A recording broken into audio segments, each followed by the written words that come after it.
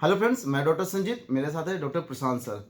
Dear friends, आज का हमारा विषय है फिशर के केस में गुदा मार्ग में जो आयुर्वेदिक औषधियों से मसाज किया जाता है, इसका बेनिफिट्स क्या है और वो क्या सही तरीका है जिससे हम अगर गुदा मार्ग में मसाज करें तो हम अपने फिशर को जल्दी से जल्दी ठीक कर लें, या कोई अल्सर है या कोई नॉन हीलिंग वुंड भी अगर हमारे गुदा मार्ग में पड़ा हुआ है तो उसको हम जल्दी से जल्दी ठीक कर लें। डियर फ्रेंड्स, आज हम जो डिस्कस करेंगे वो दो मॉडल से हम डिस्कस करेंगे। एक तो ये हमने मॉडल बनाया है, जैसे आप देख रहे हैं कि ये एनल वर्ड्स है, आप देखें ये एनल वर्ड्स है। यहाँ पे फिशर का आप देख रहे हैं एक ब्लू लाइन्स आप देख रहे हैं, तो इसको ये मान लेते हैं कि ये लॉन्गिट्यूडनल कट है। जैसे कि फिशर के केस में क्या होता है, हमारी जो एनल कैनाल होती है उसमें एक लॉन्गिट्यूडनल कट लग जाता है, जिसमें 4 सिम्टम्स आते हैं। अगर किसी पेशेंट को फिशर है तो उसको 4 चीज़ें मतलब पेशेंट हमें कंप्लेन करता है। इचिंग, मलद्वार में इचिंग होना, जब मल त्याग के बाद पेन होना यानी दर्द रहना 1-2 घंटे तक, और मल त्याग के समय जो मल आता है उसमें हल्का सा ब्लड की लाइनिंग बन के आती है, और बर्निंग। मल त्याग के बाद 1-2 घंटे तक मल द्वार में जलन होती है। यानी 4 सिम्टम्स होते हैं, ब्लीडिंग बहुत थोड़ी सी, इचिंग, बर्निंग और पेन। ये 4 सिम्टम्स होते हैं, इनको भी हम मसाज करके थोड़ा सा कम कर सकते हैं। डियर फ्रेंड्स, एक तो मॉडल इसके थ्रू, दूसरा मॉडल हमने पिक्चराइज करके आपको बताएंगे कि फिशर में क्या क्या सिम्टम्स होते हैं, कैसे हम मसाज करते हैं और कैसे इन सिम्टम्स को हम धीरे धीरे रिलैक्स कर सकते हैं। डियर फ्रेंड्स,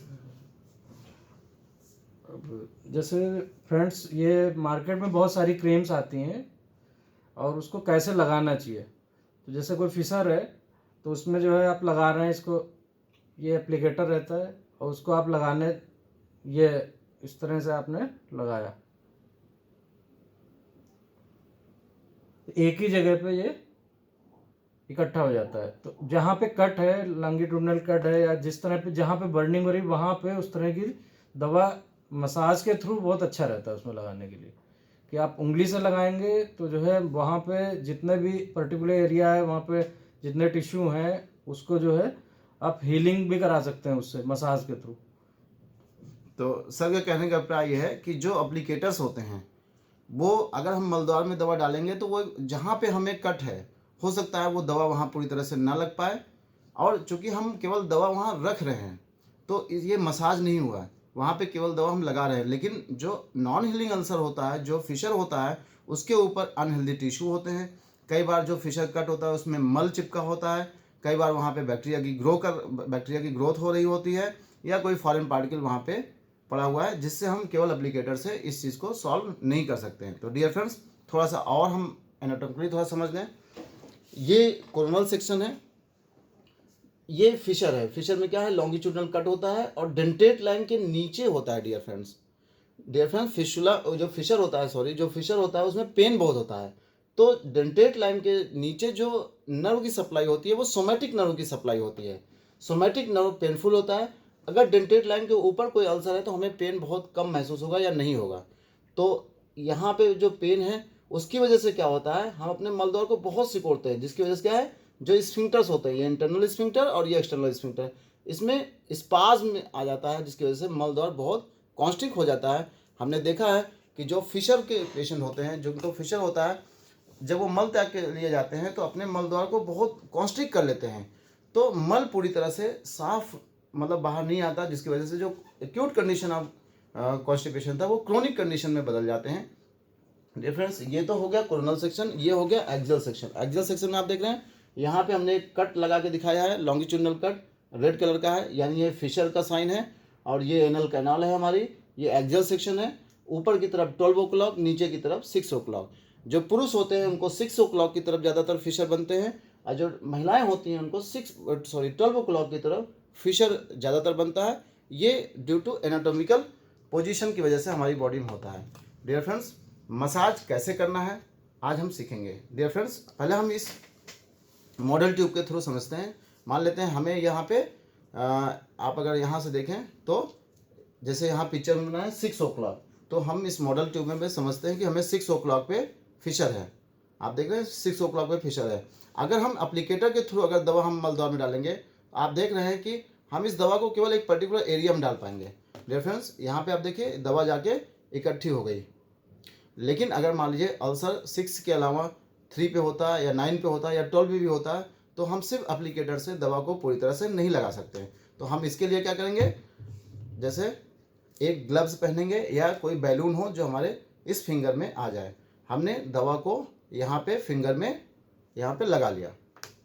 अब हम क्या करेंगे, अपने मल द्वार में यहाँ पे दवा लगाएंगे और मान लेते हैं अगर हमें 6 o'clock की तरफ फिशर है तो हम 12 o'clock की तरफ से अंदर जाएंगे और फिर 6 o'clock की तरफ से बाहर आएंगे।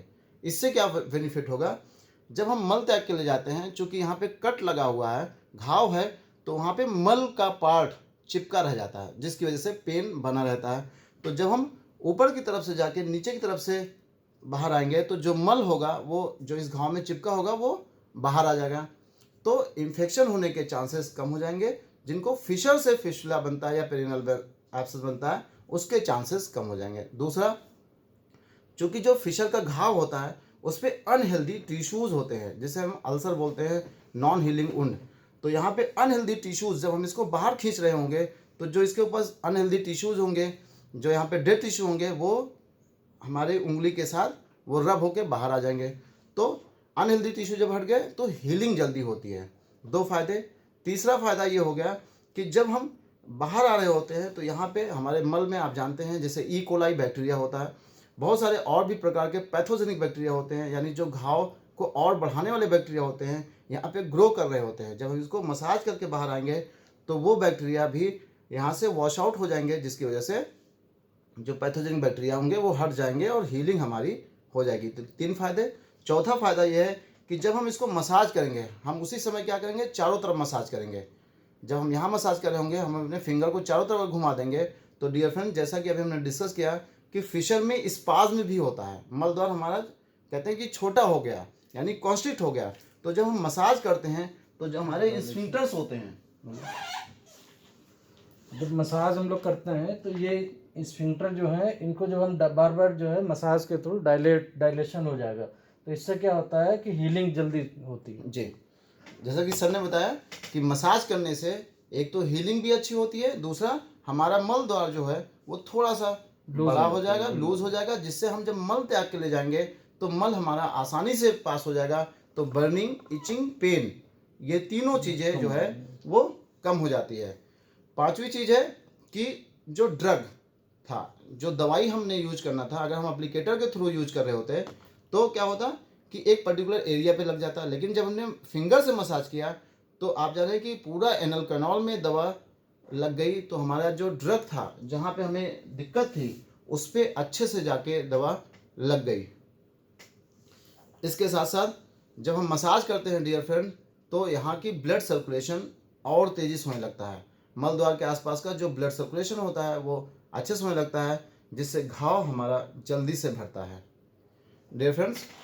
इसके साथ साथ जैसे हमने मसाज तो कर लिया, इसके साथ साथ हमने और भी ऐसे एजुकेशनल वीडियो बनाए हैं, जैसे ऑयलिंग कैसे करना है, सिकाई कैसे करना है। तो डियर फ्रेंड, फिशर के केस में सबसे पहले मल त्याग के पहले हमें क्या करना है, जात्यादि तेल, जो हमने पहले वीडियो में डिस्कस किया है कि मल 3 ml या 4 ml या 5 ml according to doctor's prescription मल द्वार में डालना है, जिससे हमारा पूरा एनल कैनाल क्या हो जाएगा, तेल से भीग जाएगा, चिपचिपा हो जाएगा एरिया। तो जब हम मल त्याग के ले जाएंगे तो मल हमारा फिसल के बाहर आ जाएगा। इससे हमें पेन बहुत कम होगा, हमारा घाव जल्दी भरेगा।